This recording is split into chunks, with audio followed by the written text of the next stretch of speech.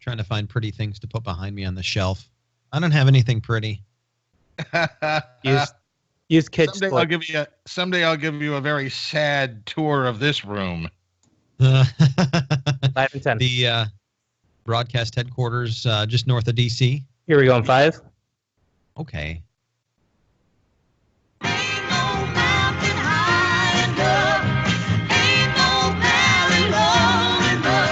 Welcome back to Daybreak USA. All right, we've talked about plenty of tough topics this morning, including the police officers shot and critically injured in Boston. We are going to talk about some of the lighter news topics right now, including a veteran rescued from flooding with the help of 2 strangers and a drone. That's pretty wild. Thieving raccoons run off with a college student's cell phone. And then Ken Bone's famous mustache is up for an award. Ken Bone, the guy who asked the nice question at the town hall with Trump and Hillary Clinton earlier. The man in the red sweater, right? Yes, the red sweater man that looks like the guy from Toy Story that stole Woody. Yeah, that guy. Yeah. All right, Chris, let's start with Samsung. Boy, their stock must be really dropping fast, like an elevator at the top world's tallest building. Well, yeah, and a lot of analysts say, I'm not an analyst. I just play one on the radio. But anyway, a lot of people are saying this could, just really be, really, really bad for Samsung. But in any case, they're trying to hold on to customers. So the latest is they're going to offer a $100 bill credit to Galaxy Note 7 owners if they agree to exchange their recalled Galaxy Note 7 for any other Samsung smartphone. So if you do that, you get a $100 credit. The credit is much less, just $25, if you choose to instead exchange it for any other brand of phone or try to get a refund. So Samsung is trying to just, keep as many customers in the fold as it can as it tries to figure out why its Note 7s have been overheating and catching fire. It's not going to make them anymore anyway, it announced, but it is preparing for the launch of its new Galaxy S8. We'll see what that does when they get there. But they're hoping that people, when these things come out, usually it's they want it to be the hot new thing. The problem is those Galaxy Note 7s really took it literally. Right, and the memes are pretty bad. There's a guy returning his, and half of his face is burned off, and it's a skeleton. He goes, "Hi, I'm here to exchange my Galaxy 7." Yeah. Not a good Might have a malfunction. Something wrong with it. What about Bob Dylan? He is the winner of this year's Nobel Prize in Literature. The Grammy Award-winning artist recognized by the Nobel Committee for having created new poetic expressions within the great American song tradition. He'd been performing since 1961 when he moved to New York from Minnesota.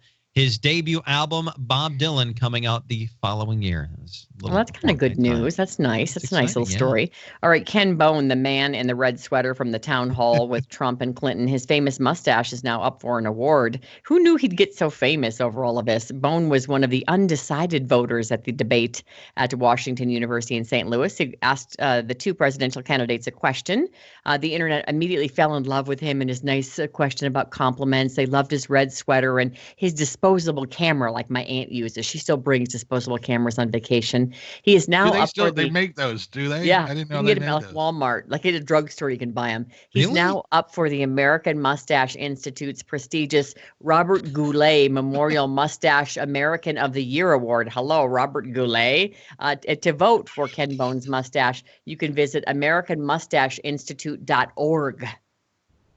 Did you see the headline that there's a sexy Ken Bone Halloween costume now for sale? No. The one is the antithesis of the other. How can Ken Bone and sexy go together in the same Halloween costume sentence?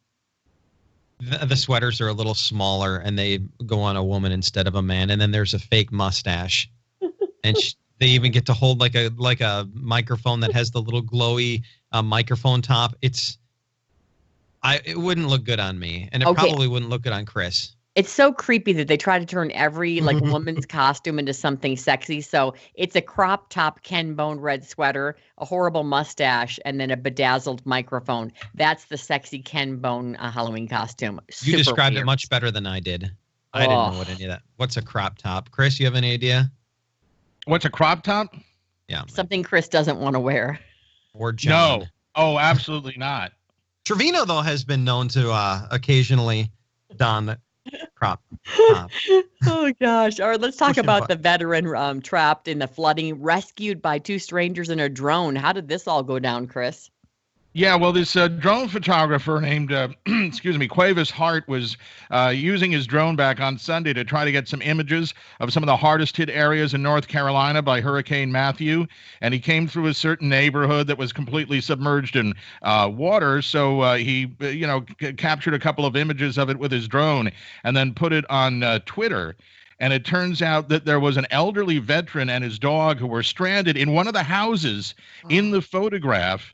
And what had happened was the guy that was stranded in there, nobody knew he was in there, and he had no phone, had no communication, no way of getting out of his house to even put up a flag to say, hey, I'm in here, somebody save me. But because a relative of his saw the picture on Twitter, he went, hey, wait a minute, I recognize that house. And as a result, they were able to get to the guy that wouldn't have been rescued had it not been for they saw him in the window with his dog. Wow. Yeah, right. Wow.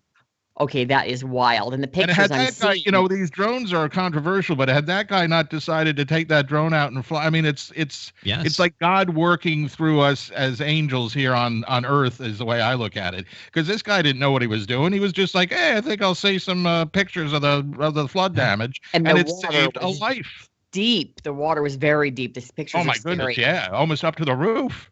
All right, John, you got about 30 seconds for your passengers had to sit next to a dead body on a flight from Turkey. Well, this 50-year-old woman, she had started to get sick while she was on the flight. She said that she was suffering a diabetic seizure just 45 minutes into the flight. And the thing of it is, she said she'd given herself an insulin shot just about an hour before she got on the flight, and then she packed it away. She actually died on the plane, and they had no choice but to leave her about where she was. They laid her down in the aisle and covered her with a blanket. Oh my gosh, that is absolutely horrible. Okay, all right, that's a horrible story. Thank you.